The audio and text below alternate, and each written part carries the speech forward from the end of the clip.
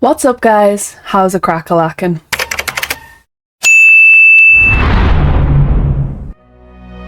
Welcome back to making Newcrest magical with a series on my channel I'm calling Sho Challenges, where I'm trying weird and wacky things within games just for your entertainment. Today we're heading back into building and we're going to make Godricks Hollow. If you've missed any of my previous videos in this series, I will link them in the description below, and I highly suggest you go and watch them before you watch this video, just so you know where we're up to.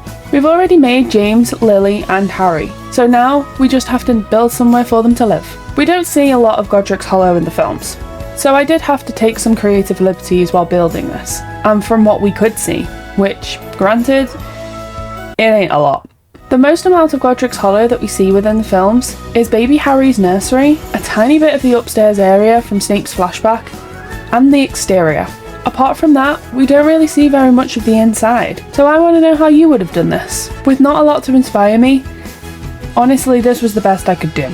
But without further ado, let's get into creating. I started with the outside of the house. We can see a fair amount of the exterior, so I had quite a bit to work with here. There is, however, a little bit of confusion when it comes to the exterior because I'm sure the films use completely different houses each time we see it. But as a base, I went from this. Obviously we are pretending that Newcrest is a world where no murders happened, so the big hole in the roof won't be included here. Using only base game items, I knew I wasn't going to be completely accurate, but I tried to do my best with recreating the outside woodwork. I did notice when it came to seeing Harry and Hermione finding Godricks Hollow, there was a stone wall around the house itself, so I tried my best to recreate that. It wasn't as cobbled and mismatched as I'd like it to be, but we got there in the end. I also added a bunch of greenery in the back and added a little definition using the terrain tool. I mainly used the paved terrain to make it feel as though this house was actually in the middle of a village, although Sims itself doesn't really give that illusion very well. As I said while I was building the burrow, I feel like Lily and Molly would be very similar people in the way that they parent, and how they are with their families.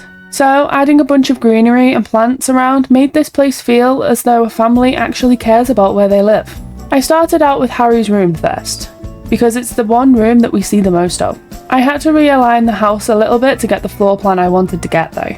Although I've made Harry's sim a child, and the room we see for Harry is more of a nursery, I wanted to try and combine the two as best I could, including the yellow painted walls and the child's toys that we see scattered about within Snape's flashback. When we do see Harry's room, we see that it's also at the end of a corridor, once we head upstairs.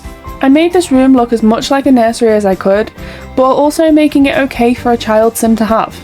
So I included desk, books and toys. I included some school books around the room, and I also included these scrolls on the desk to link to the amount of parchment he would need for school, as well as some sports equipment in the corner for Quidditch.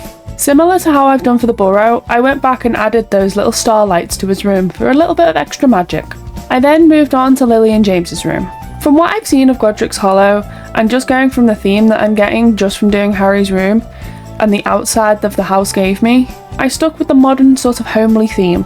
I have in my head that James and Lily wouldn't be so cautious about keeping their magic under wraps, but also wouldn't mind bringing Harry up in a world where he knows about muggles. After all, Lily's the only witch in her family, right? So making the house look as muggle as possible while also giving a few links into their story was really my overall aim. I added a fishbowl into James and Lily's room to link into the story that Slughorn told Harry, and then it was off to the upstairs bathroom.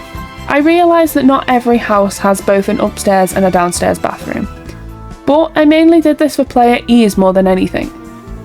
It seemed like I was going for a colour scheme with each room, Harry being yellows and creams, James and Lily's being brown and green, so I chose a black and grey scheme with the upstairs bathroom, and then it was on to sorting the rest of the upstairs.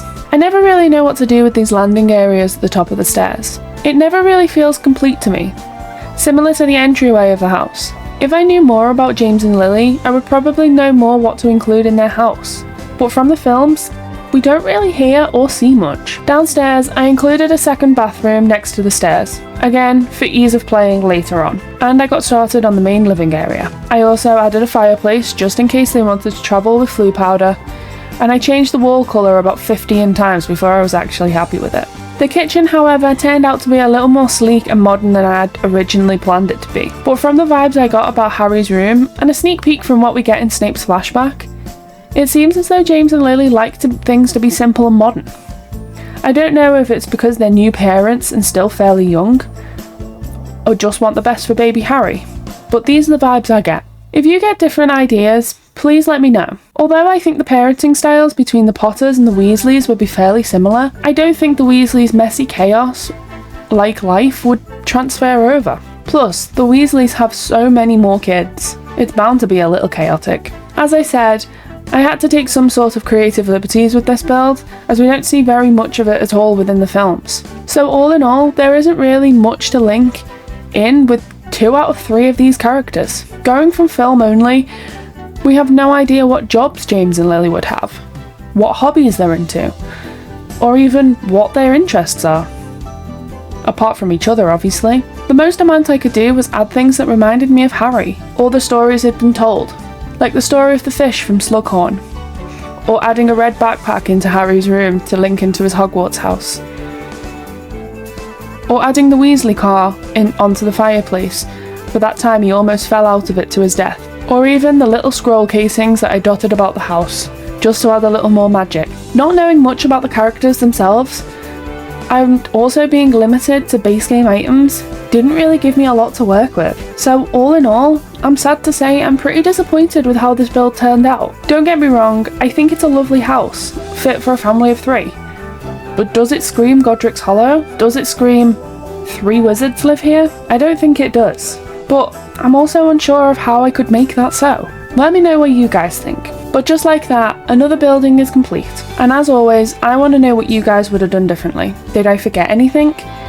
Let me know in the comments below. I always want to know what you guys are thinking. But at least for now, we have somewhere for James, Lily, and Harry to live. Until the Dark Lord appears, that is. Who or what am I going to make next time? Let's see if you can guess.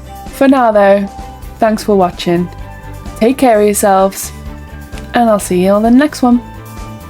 Bye!